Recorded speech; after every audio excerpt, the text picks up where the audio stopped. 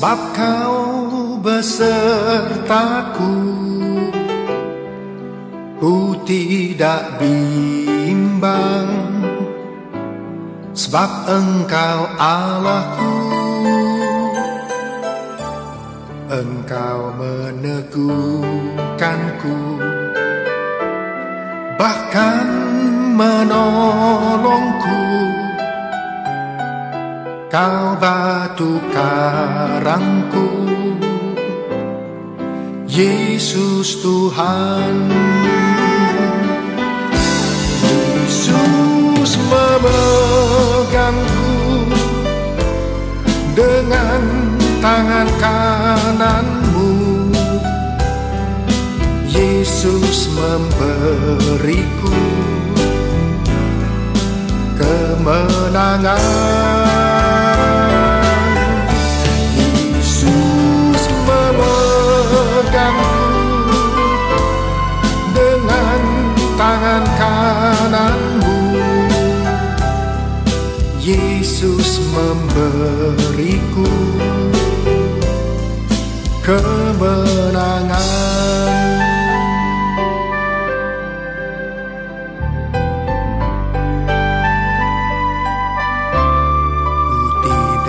Takut, sebab kau besertaku, ku tidak bimbang. Sebab Engkau Allahku, Engkau meneguhkanku, bahkan menolongku. Kau batu karangku, Yesus Tuhan. Yesus memegangku dengan tangan kananmu. Yesus memberiku kemenangan.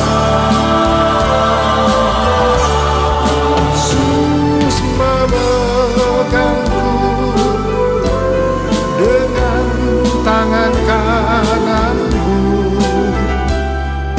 Yesus memberiku kemenangan. Yesus memegangku dengan tangan kananmu. Yesus memberiku kemenangan. Yesus memegangku dengan tangan kananmu. Yesus memberiku kemenangan. Yesus memberiku kemenangan. Yesus memberiku kemenangan.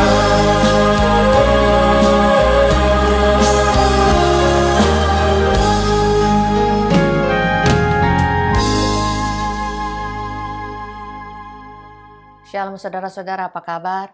Selamat berjumpa kembali di BCC Online minggu hari ini. Baik, mari Bapak dan Ibu, sebelum kita masuk di dalam kebenaran firman Tuhan, kita masuk di dalam doa.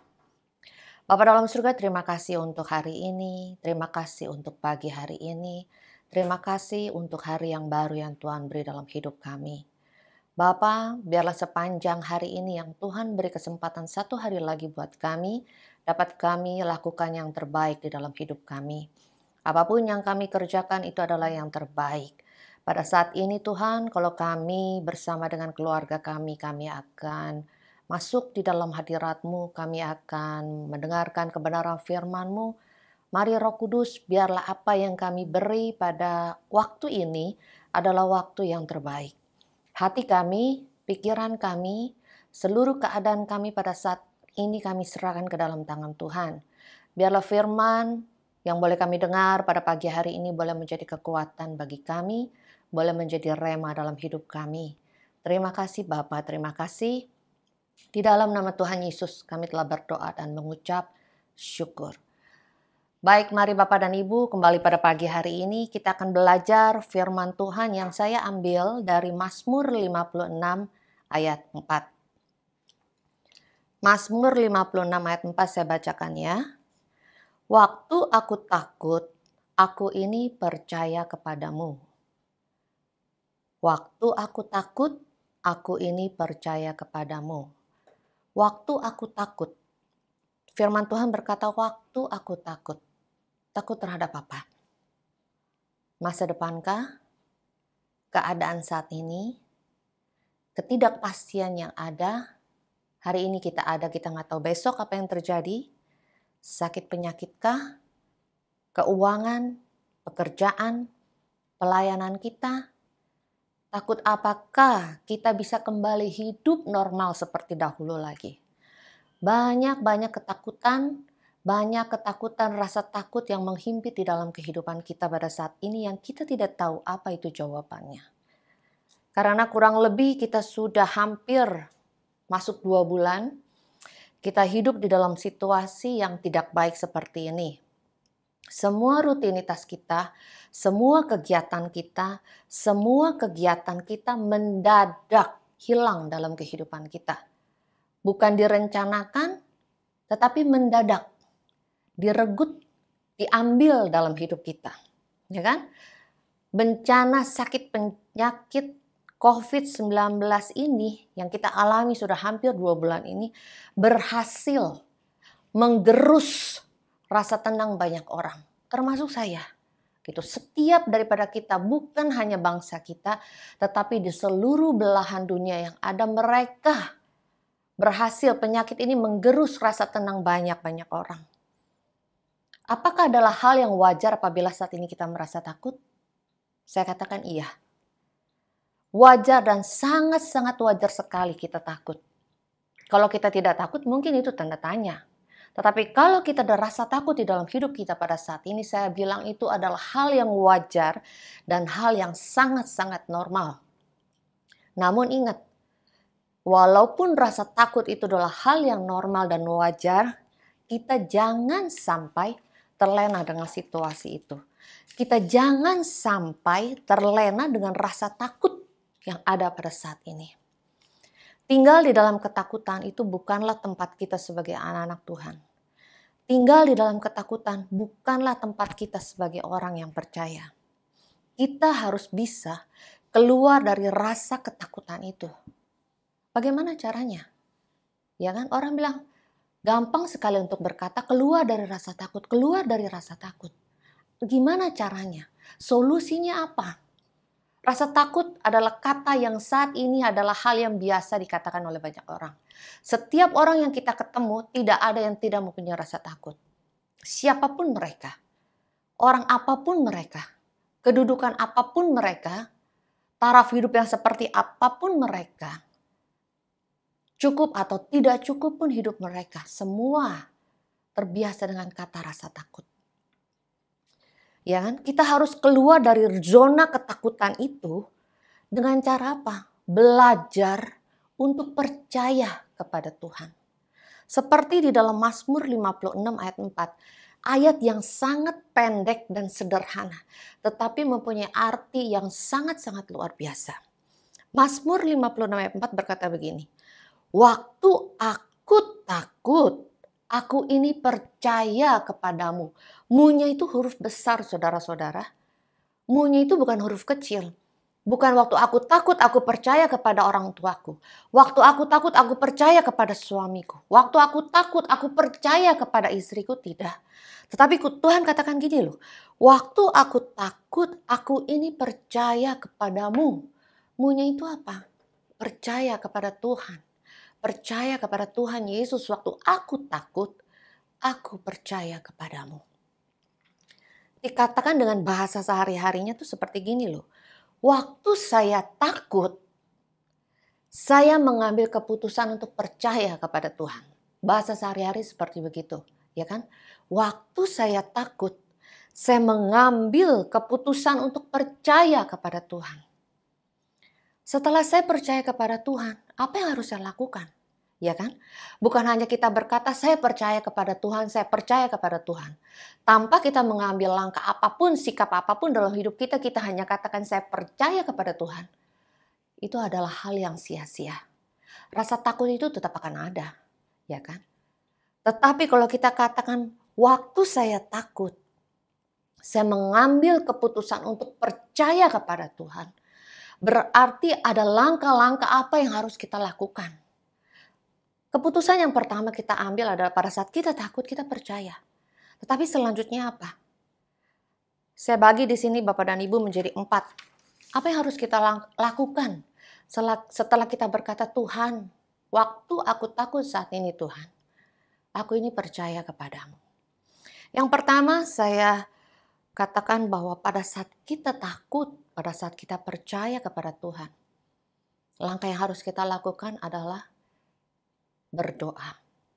Berdoa semua kita sudah tahu. Sebagai anak-anak Tuhan, kata berdoa itu tidak pernah lepas dari kehidupan kita.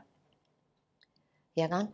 Berdoa itu udah seperti nafas kehidupan kita sebagai orang Kristen. Karena apa?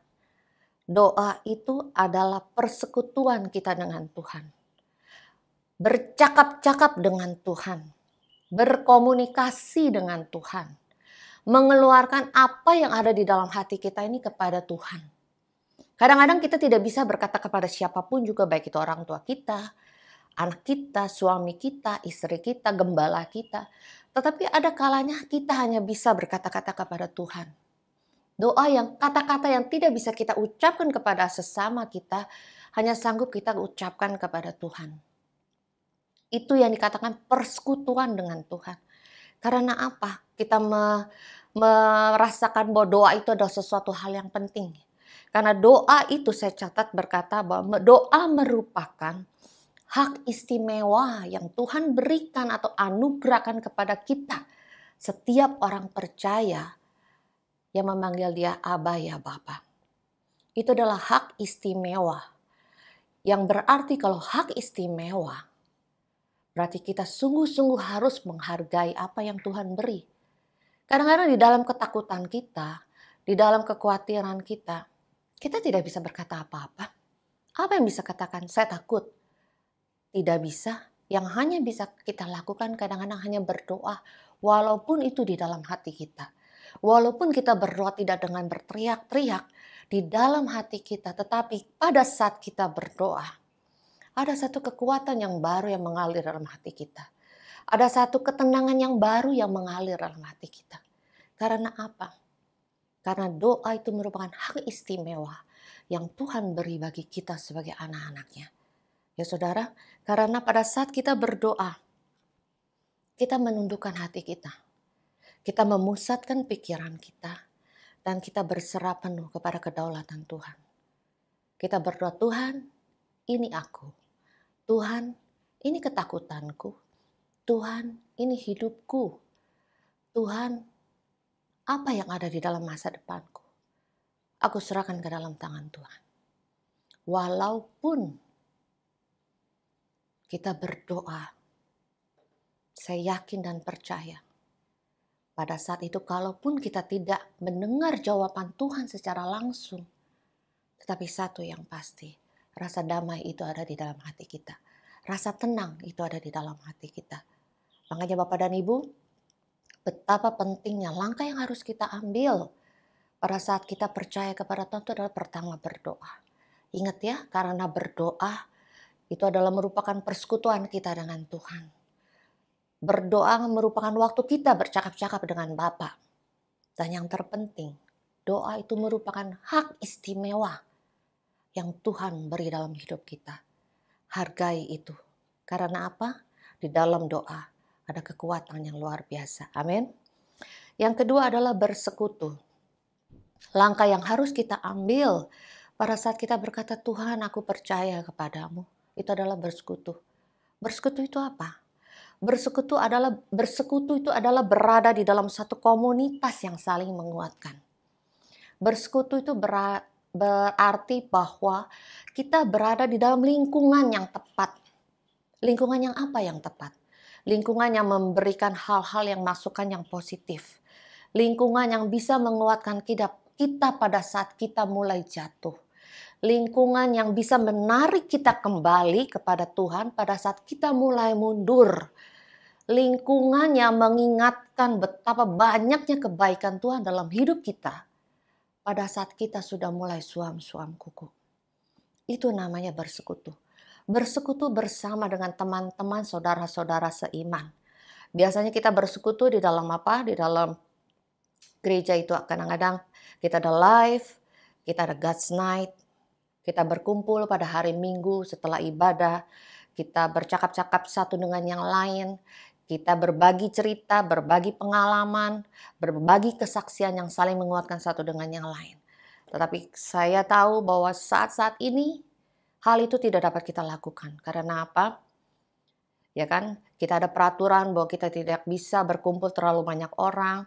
Seluruh kegiatan kita terbatas. Kita ada di rumah. Hal-hal yang penting sangat mendesak baru kita bisa keluar dari rumah. Tetapi saya percaya dengan kecanggihan teknologi yang ada, ya kan, kita bisa bertemu melalui media sosial. Kita bisa saling bertegur sapa melalui apapun itu juga. Ya kan, kadang-kadang malah sekarang mereka bisa bergrup, mereka bisa ramai-ramai online, kita bisa berbagi, kita bisa saling temu kangen. Saudara, itu adalah salah satu bersekutu. Kita pada saat ini berusaha untuk menjaga posisi kita masing-masing agar kita tetap berada di dalam komunitas yang tepat. Agar kita tetap berada di dalam komunitas yang mampu membawa kita tetap berada di jalurnya Tuhan. Kita tidak ke kiri atau tidak ke kanan, tapi kita tetap berada di dalam jalurnya Tuhan. Itu yang bersekutu langkah yang kedua.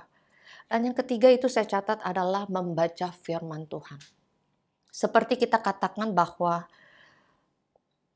mungkin sudah bosan ya Bapak dan Ibu, setiap gembala katakan baca firman Tuhan. Ada kan saat teduh, renungkan setiap kebenaran firman Tuhan. Mungkin kadang-kadang kita bilang bahwa itu adalah hal yang biasa karena setiap saat kita dengar daripada pimpinan kita, daripada gembala kita, ya kan, daripada pimpinan-pimpinan rohani kita. Tetapi apakah saudara tahu bahwa sungguh-sungguh dengan membaca firman itu ada satu kekuatan yang sangat-sangat luar biasa. Kalau tidak ada kekuatan yang luar biasa, untuk apa adanya firman ini? Justru firman ini diberikan kepada kita karena Tuhan tahu kita butuh. Pada saat kita butuh ada firman yang menguatkan. Pada saat kita takut ada firman yang memberikan kelegaan. Pada saat kita tidak tenang ada firman yang membuat hati kita tenang. Itu ada di dalam ini semua. Mengapa? Itu berarti bahwa membaca firman Tuhan sangat-sangat penting.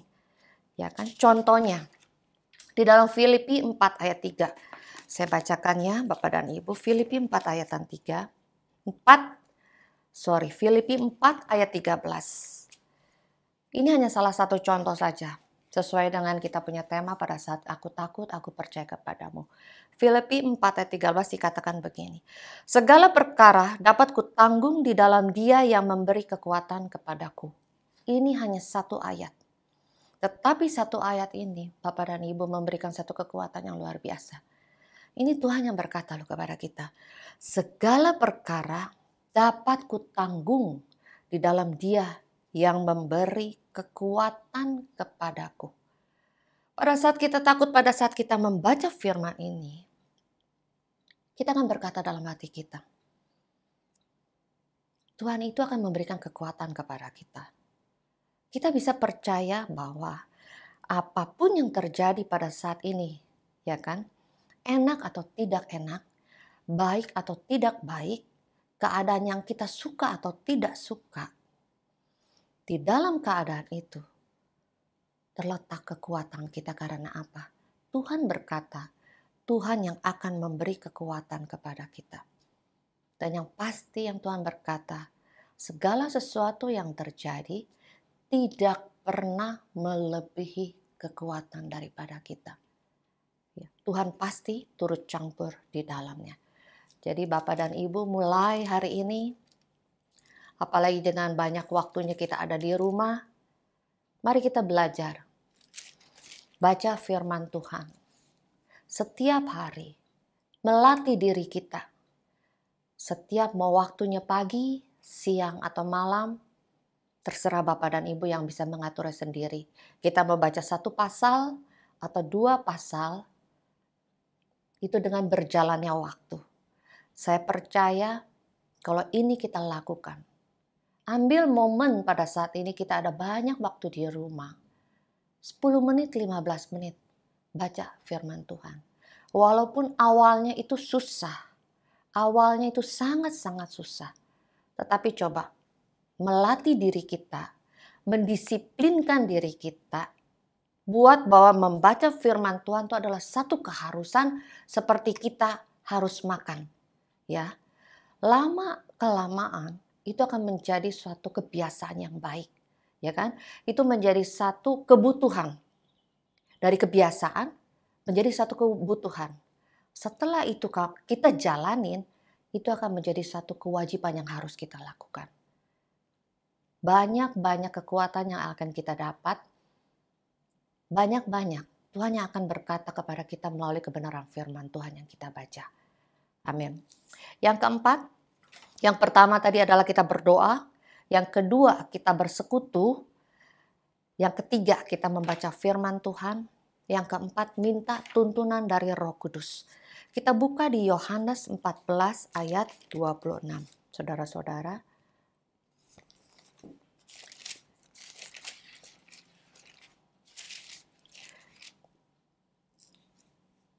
Yohanes 14 ayat 26, saya bacakan ya.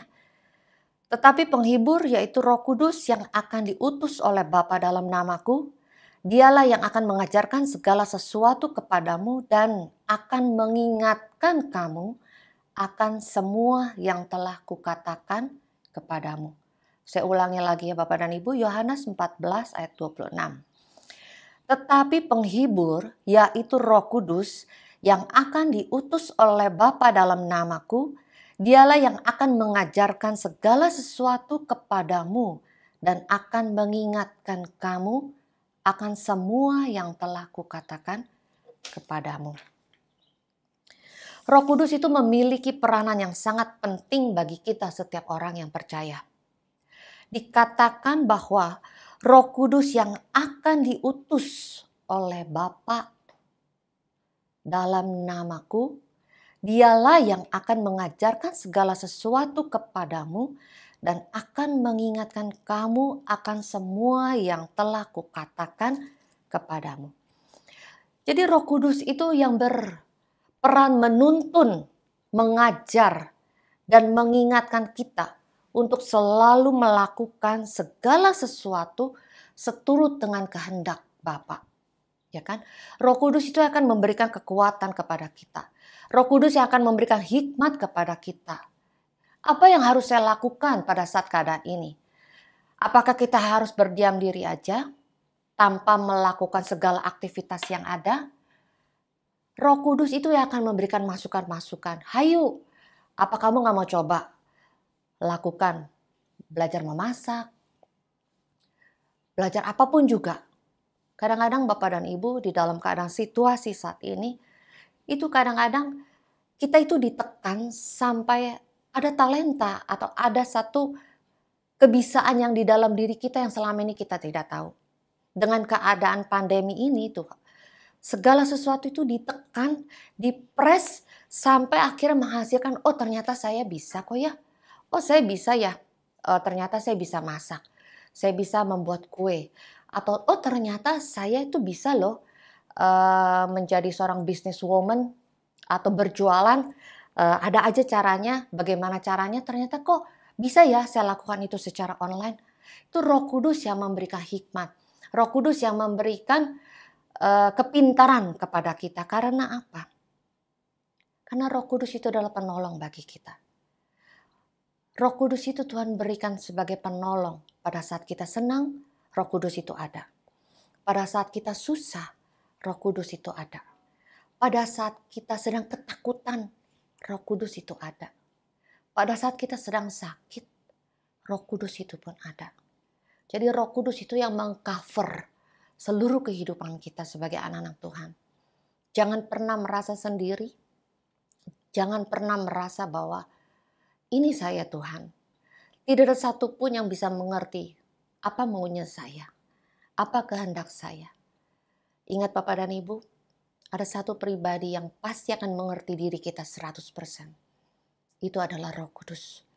Kenapa dia bisa mengerti diri kita? Karena dia adalah penolong yang diutus oleh Bapa untuk kita. Ya kan? Yang Roh Kudus yang akan memberikan kekuatan dan yang terutama Roh Kudus akan memberikan kemenangan untuk menghadapi segala sesuatu di dalam pergumulan hidup kita. Karena dialah penolong yang diutus oleh Bapa. Ketika kita sudah memutuskan untuk percaya kepada Tuhan, kita sudah melakukan langkah-langkah tadi seperti berdoa, ya kan? Kita berdoa, kita bersekutu, kita membaca firman Tuhan, kita meminta tuntunan Roh Kudus. Berarti kita sudah menyerahkan segenap kehidupan kita kepada Tuhan. Ya kan? Menyerahkan segenap kehidupan kita kepada Tuhan. Berarti bukan hanya percaya saja, ya kan? Bukan hanya kita berkata saya percaya kepada Tuhan Yesus, saya percaya kepada Tuhan Yesus, tetapi itu hanya di mulut saja. Tetapi yang Tuhan mau setelah langkah-langkah itu kita ambil adalah kita menyerahkan segenap kehidupan kita kepada Tuhan. Yang berarti sungguh-sungguh percaya sepenuhnya kepada Tuhan bahwa Tuhan tidak pernah meninggalkan kita. Tuhan ada bersama dengan kita. Tuhan ada di depan kita. Dan yang terutama Bapak dan Ibu, Tuhan sedang berperang untuk kita. Setiap hari isi dengan firman Tuhan. Pikiran kita, hati kita, kita isi dengan firman Tuhan. Setiap hari mulut ini perkatakan firman Tuhan. Setiap hari bersekutu dengan Tuhan. Firman Tuhan yang kita isi di dalam hati dan pikiran kita setiap harinya, pelan tapi pasti, itu akan membuat kerohanian kita semakin lama semakin kuat. Kerohanian kita semakin lama semakin dewasa. Dan roh kita itu akan semakin sehat. Di dalam Yesaya ayat yang terakhir, Yesaya 41 ayat 10. Saya bacakan buat Bapak dan Ibu ya. Yesaya 41 ayat 10 berbunyi seperti begini. Janganlah takut sebab aku menyertai engkau. Janganlah bimbang sebab aku ini Allahmu. Aku akan meneguhkan, bahkan akan menolong engkau. Aku akan memegang engkau dengan tangan kananku yang membawa kemenangan. Hal ini menunjukkan bahwa Tuhan sangat rindu melepaskan anak-anaknya, kita semua, dari rasa takut. Bahkan Tuhan sendiri berjanji untuk menyertai, meneguhkan, menolong, bahkan memegang tangan kita dan memberikan kepada kita kemenangan. Kita harus dan yakin dan percaya apa yang Tuhan katakan tidak pernah tidak terjadi. Apa yang Tuhan katakan, Tuhan akan lakukan atas hidup kita. Ya, bertekunlah di dalam Tuhan Bapak dan Ibu, sebab dari Tuhanlah datang pertolongan kita.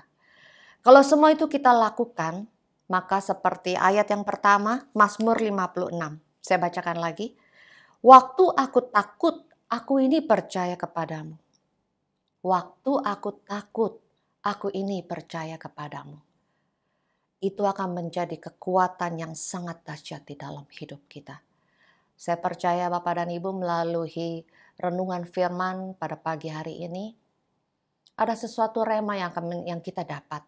Ada satu kekuatan yang baru. Kita harus tahu bahwa rasa takut itu adalah hal yang wajar. Tetapi bersama dengan Tuhan, setiap rasa ketakutan itu akan Tuhan angkat menjadi ketenangan yang ada. setiap keterpurukan kita akan Tuhan angkat menjadi kemenangan bagi kita. Amin saudara-saudara, saya percaya dari awal sampai akhir renungan ini pasti akan membawa kekuatan bagi kita, membawa berkat bagi kita. Baik, kita akan masuk di dalam doa. Bapa dalam surga, terima kasih untuk pagi hari ini. Seluruh kebenaran firman-Mu yang setelah kami dengar Tuhan, boleh menjadi kekuatan bagi kami. Jadikan rema di dalam hidup kami. Kami mengerti sekarang Tuhan, kalau takut itu tidak apa-apa Bapa. Rasa takut itu tidak berdosa. Tetapi yang harus kami lakukan, kami keluar dari rasa ketakutan itu. Kami sanggup dan kami mampu keluar dari rasa ketakutan itu karena kami mempunyai Engkau Tuhan. Engkau sudah memberikan penolong bagi kami, Roh Kudus, yang ada di dalam hidup kami, yang menyertai kami, yang memimpin kami, yang menolong kami. Roh Kudus yang akan melepaskan kami daripada setiap rasa ketakutan yang ada. Terima kasih Bapa, terima kasih. Terima kasih Tuhan Yesus. Terima kasih untuk seluruh jemaat-Mu yang mendengarkan kebenaran firman-Mu pada pagi hari ini. Mari Bapa, berkati mereka, urapi mereka, jagai mereka, berikan mereka kekuatan yang baru, sehingga semua daripada kami semua akan keluar sebagai pemenang-pemenang yang ada. Terima kasih Bapak, terima kasih. Di dalam nama Tuhan Yesus kami telah berdoa dan mengucap syukur. Amin. Baik Bapak dan Ibu, terima kasih untuk ibadah pada pagi hari ini. Kita akan bertemu kembali di BCC Online selanjutnya. Amin. Tuhan Yesus memberkati.